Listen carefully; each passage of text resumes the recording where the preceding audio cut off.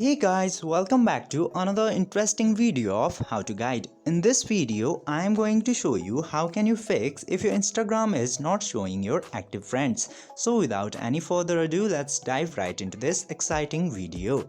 Now, if you are facing this kind of problem, just simply open your Instagram application into your phone. And now after opening the Instagram application, you don't have to do much, just simply tap to your profile icon and from there go to Settings and Privacy.